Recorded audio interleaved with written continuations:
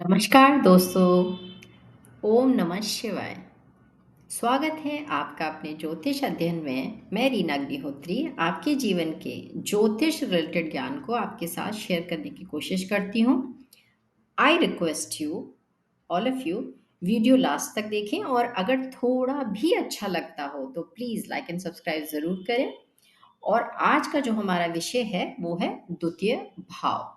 हम अपने द्वितीय भाव कुंडली का जो दूसरा भाव है उसके बारे में जानते हैं। द्वितीय भाव पहली चीज के पनफर मारक स्थान है और इससे आंखें देखी जाती है। अगर शॉर्ट में अगर देखना है तो पनफर स्थान होता है, इसे मारक भी होता है। और दूसरा आपकी आईज।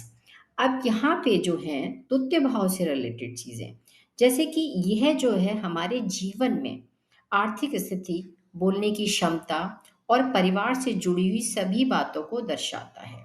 इससे हम क्या-क्या चीज़ें देखते हैं, जैसे धन देखते हैं, संपत्ति देखते हैं, हम मृत्यु भी देखते हैं यहाँ से, हमारी वाणी, हमारी स्पीच यहाँ से, हमारी फैमिली, हमारे जो विचार हैं और जो हमारी नाक होती है, नोज़, आपकी शिक्षा जो प्राइमरी होती है, सीखना जो हम लर्निंग करते हैं और आपकी जो दाईं आँख होती है, वो भी हम यहाँ से देखते हैं। स्वयं के द्वारा संचित चीज़ें जो होती हैं, वो हमारा तृतीय भाव होता है। आपका चेहरा, भौतिक कल्याण, सेकंड मैरिज भी यहाँ पे देखी जाती है। अध्यापक, वकील, बैंकर्स, अगर देखा जाए आपके ये चीज़ें भी हम इस भाव से ही देखते हैं। फिर आपकी जैसे कि जमा पूँजी, स्वर्ण, चाँदी, रुपए, मोती, धन से जुड़े, धन से रिलेटेड जो भी जुड़े हुए चीज़ें हैं, वो भी हम इसी भाव से देखते हैं। और आपकी जो दाँत हैं और जीभ, ये सारी भी चीज़ें हम सेकंड भाव से देखते हैं। अगर डिटेल में जाएँ कि धन और संपत्ति, तो यह भाव व्यक्ति की वित्तीय स्थिति, संपत्ति और धन संचय की क्षमता को दर्शाता है। इसमें ये देखा जाता है कि व्यक्ति पैसे कमाने और उसे सँभालने में कितना सक्षम है। अगर ये भाव अच्छा है, तो ये व्यक्ति अच्छे से कर सकता है चीज़ें, अपनी धन संपत्ति को इकट्ठा कर सकता है। वाणी और अभिव्यक्ति, अगर आपका संवाद, आपकी बोलने की क्षमता, उसका तरीका, आपकी भाषा अगर बहुत अच्छी है, इट मीन्स कि सेकंड भाव आपका अच्छा है, बुध बहुत अच्छा है, गुरु बहुत अच्छे हो सकते हैं। शुक्र है इस भाव पे होने पर वाणी मधुर होगी, प्रभावशाली भी होती है। और जबकि अशुभ ग्रह हो जाएँगे तो आप क्या करेंगे, कटु वचन बोलते हैं, कठोर आपकी वाणी हो सकती है। अगर सेकंड हाउस पे कोई नेगेटिव इम्पैक्ट है, अगर मंगल का है खासकर तो बहुत ज़्यादा आप रूड भी बोल सकते हैं और अब्यूज़ भी कर सकते हैं, अगर सेकंड हाउस से रिलेटेड है तो मार्स। परिवार और बचपन आप यहाँ से देखते हैं, जैसे कि ये भाव परिवार का है, विशेष रूप से बचपन में पारिवारिक माहौल आपको जो दर्शाता है वो हम इसी भाव से देखेंगे। पारिवारिक मूल्य आपके, परंपराएं, रिश्ते सब सेकंड भाव से हम देखते हैं। और आपका खान पान और सुख सुविधाएं जो होती हैं वो भी द्वितीय भाव ही होता है। जैसे कि आपकी जो हैबिट्स होती हैं खाने पीने की, वो यही भाव होता है। और भौतिक सुख सुविधाओं का भी प्रतिनिधित्व यही भाव करता है, आपका सेकंड हाउस। फिर आप आते हैं कि चेहरे और आँखों का। चेहरे और आँखों का कैसे? शारीरिक दृष्टि से ये भाव व्यक्ति के चेहरे, दाँत, जीभ और आँखों को नियंत्रित करता है। यह द्वितीय भाव अगर अशुभ हो जाता है तो इन अंगों से रिलेटेड आपको समस्याएँ आ सकती हैं। अगर यहाँ पे कोई नेगेटिव इम्पैक्ट है तो ये आपको प्रॉब्लम दे सकता है आपके व्यक्ति के चेहरे में, जीभ में और ये दाँत में। दाँत में अक्सर देखा जाता है। तो ये सारी चीज़ें आपकी क्या है, इन सब प्रॉब्लम अगर आपके ये भाव सेकंड हाउस नहीं है ठीक तो। अब द्वितीय भाव में ग्रहों का प्रभाव देखिए, जैसे फॉर एग्ज़ाम्पल अगर कुंडली में अगर सेकंड हाउस में सूर्य है तो वाणी में तेज होगा, धन संचय में कठिनाई होती है। अगर चंद्रमा है सेकंड हाउस में, अगर इन ग्रहों का प्रभाव है तो आपका ये रिजल्ट्स होते हैं। चंद्रमा है तो धन और परिवार से जो भावनात्मक जो आपका जुड़ाव ज़्यादा होता है। फिर है मंगल है तो वाणी में कठोरता, धन के लिए संघर्ष करता है व्यक्ति। अगर बुध है तो वाणी में चतुरता होती है, व्यापार के लिए अच्छा होता है, व्यापार में सफलता मिलती है। और अगर गुरु है तो धन और परिवार से सुख समृद्धि होती है। शुक्र है तो विलासिता से रिलेटेड आपकी लग्ज़रियस लाइफ़ होगी, आपकी वॉइस बहुत स्वीट होती है, मीठी वाणी हो सकती है, आप बहुत अच्छे से बोलते हैं, प्यार से बोलते हैं। और अगर शनि है तो धन संचय में रुकावट हो सकती है, आपकी वाणी भी थोड़ा-सा हार्ड यानी कठोर हो सकती है। अगर इन भावों में अगर इन प्लैनेट्स का जो भी मैंने बताया, तो ये इम्पैक्ट होता है तो। हाँ, द्वितीय भाव को जो है अगर देखा जाए कि द्वितीय भाव में अगर राहु केतु हो, फिर क्या होगा? कुंडली के अगर सेकंड भाव पे राहु केतु का प्लेसमेंट अगर होता है, तो आपको जीवन में गहरी और अनोखी घटनाओं को दर्शाता है। या थोड़ा-सा कुछ अलग हट के चीज़ें होती हैं, क्योंकि ये छाया ग्रह होते हैं, तो आम तौर पे परिस्थितियों को उलझाने का काम करते हैं। आपकी लाइफ में उलझनें क्रिएट करने का काम करते हैं। अगर राहु है सेकंड में सपोज़, तो स्थिति क्या होगी? व्यक्ति की वाणी और धन, परिवार, सामाजिक प्रतिष्ठा पर हमेशा प्रभाव रहेगा। आपको ये चीज़ें इनसे रिलेटेड प्रॉब्लम देंगे।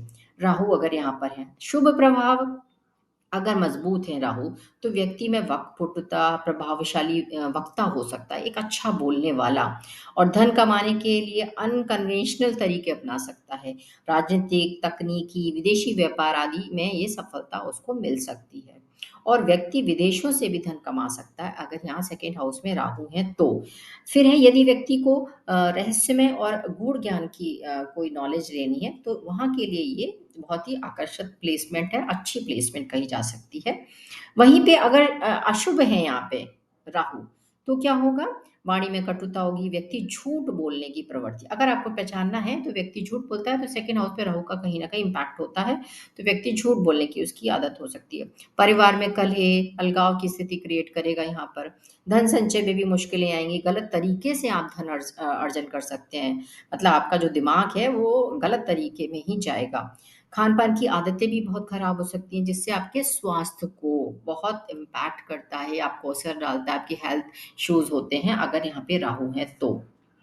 अगर केतु का इम्पैक्ट है, केतु जब सेकंड भाव में होते हैं तो व्यक्ति के जीवन में रहस्यमय चीज़ें आती हैं, सीक्रेटिव और आध्यात्मिकता से वो कनेक्ट हो सकता है व्यक्ति। व्यक्ति में अगर शुभ है तो व्यक्ति क्या होगा? अध्यात्म में रुचि रखेगा, गूढ़ ज्ञान जैसे कि आपकी एस्ट्रोलॉजी भी उसी से रिलेटेड हो जाती है। आप यहाँ पे उस ज्ञान की तरफ अट्रैक्ट होते हैं। वाणी तीव्रता होगी और स्पष्टता हो सकती है।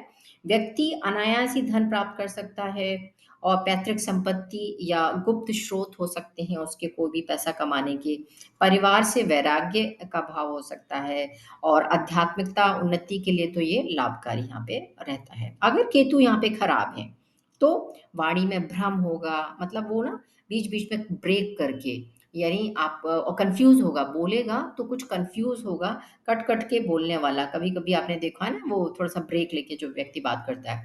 दूसरों के साथ उसके संबंध थोड़े खराब रहते हैं, बहुत जल्दी उससे मिक्स नहीं हो पाता। खान-पान के अगर देखा जाए तो गड़बड़ी होती है, ज़्यादातर मसालेदार और अस्वस्थ उसका जो खाना-पीना होता है वो अच्छा नहीं होता। फिर परिवार के सदस्यों के साथ भी उसका तनावपूर्ण रिलेशन रह सकता है। धन की भी अस्थिरता होती है, धन अर्जन करने में भी उसको बार-बार बाधाएँ आ सकती हैं। तो ये यहाँ पर केतु देते हैं। राहु-केतु जो है, यहाँ पे उनकी जो स्थितियाँ होती हैं, वो बहुत ही खराब होती हैं। व्यक्ति को विशेष ध्यान देना चाहिए। राहु-केतु का असर के लिए हमें क्या है, कभी-कभी कुछ लोग पूजा-पाठ भी कराते हैं उनसे रिलेटेड, लेकिन पूजा-पाठ तो अभी नहीं, लेकिन आपको एक रियल लाइफ़ में बहुत ही एक सामान्य आपके लिए बहुत ये कहिए कि सलाह है कि सच्चाई और नैतिकता से जीवन जीने का प्रयास करें। नियमित रूप से हनुमान जी की और दुर्गा सप्तशती का पाठ भी कर सकते हैं। अपने कुल देवता एंड देवी जी की पूजा भी कर सकते हैं, अगर आप राहु केतु को अपना अच्छा करना चाहते हैं। बेसिकली आप अपने प्लैनेट को अच्छा कर सकते हैं, अगर अपनी लाइफ़ में आपकी अच्छी हैबिट्स हैं तो। अगर आपकी अच्छी हैबिट्स हैं, तो आप खुद जज करिए कि आपके प्लैनेट्स आप पे कोई नेगेटिव इम्पैक्ट इतना नहीं दिखाते हैं। ये आपकी हैबिट्स पे डिपेंड करता है। अभी तो आपने राहु केतु का और सेकंड हाउस से रिलेटेड चीज़ों को जाना। अब विभिन्न राशियों में एक शॉर्ट में मैं आपको बताती हूँ, अगर यहाँ पे दूसरे भाव में विभिन्न राशियों का जो प्रभाव होता है, वो क्या है? अगर first house sorry second house जैसे है, वहाँ पे मेष राशि है, मतलब नंबर 1 तो व्यक्ति में मनोहर होगा, अच्छा व्यवहार, अच्छे पुत्र हो सकते हैं, अच्छे कार्यों से धन संपत्ति और वाहन खरीदने वाला होगा। राशि की बात हो रही है यहाँ पर।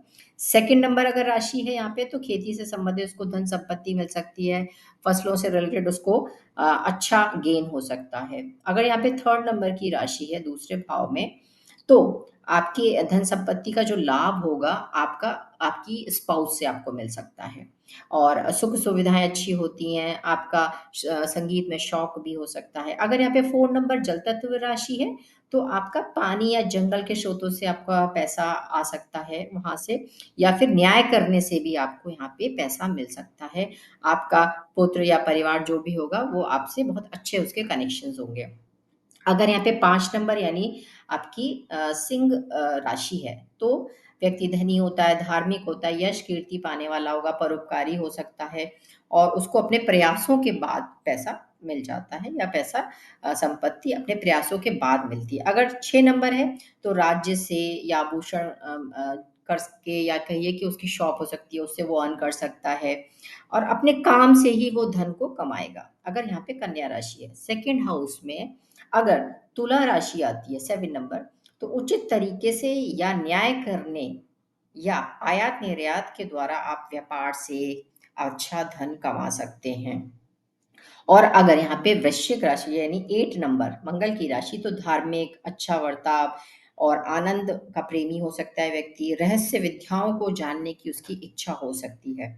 अगर यहाँ पे 9 नंबर राशि है तो धनी हो सकता है और उसका प्रसिद्धि पा सकता है, उसका काफ़ी नाम हो सकता है, नेम फेम हो सकता है, सरकार से धन संपत्ति भी प्राप्त कर सकता है और भगवान से थोड़ा-सा डरने वाला होता है और वो अच्छी-अच्छी लग्ज़रियस गाड़ियों का बहुत शौकीन हो सकता है, या फिर ये कहिए उसके पास हो भी सकती हैं।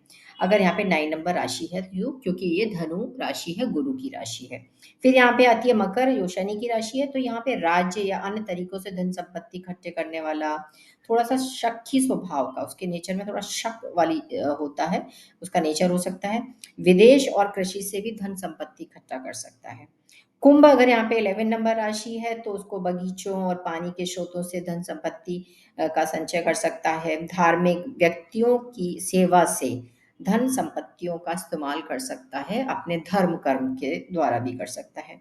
फिर लास्ट है आपकी मीन यानी गुरु की राशि, तो यहाँ पे पैतृकता से या फिर ये कहिए जो जो आपके पैतृक संपत्ति यहाँ से उसको मिल सकती है और आपके उसके सीक्रेट कुछ स्रोत हो सकते हैं, गुप्त उसके कहना चाहिए कि व्यवसाय हो सकते हैं, उससे भी वो धन संपत्ति प्राप्त कर सकता है। ये सेकंड हाउस है, सेकंड हाउस में जो भी राशि थी उसके बारे में मैंने आपको यहाँ पर बताया और यहाँ पे जो है जो भी राशियाँ अगर पड़ती हैं, लेकिन अगर उन पे कोई नेगेटिव इम्पैक्ट है शनि का, राहु का, केतु का, तो जो चीज़ें अभी आपको बताई गई हैं, वो चीज़ उस तरह से रिज़ल्ट्स नहीं करती हैं। तो इस बात का विशेष ध्यान रखिए कि कुंडली में एक इंडिविजुअल रिजल्ट्स नहीं होते, सारी चीज़ों को टोटल में देखने के बाद ही डिसाइड होता है। अगर वो भाव अगर उस पे कोई नेगेटिव नहीं है, पॉजिटिव रिजल्ट्स है, जैसे जुपिटर की दृष्टि ही है, तो बहुत हद तक ये सारी चीज़ें आपको पूरी मिल सकती हैं या व्यक्ति ऐसा हो सकता है। तो आई होप आपको द्वितीय भाव से रिलेटेड चीज़ों को समझ में थोड़ा आसानी हुई होगी। अगर आपको ज़रा भी अच्छा लगा हो तो प्लीज़ लाइक एंड सब्सक्राइब ज़रूर कीजिए। Thank you so much.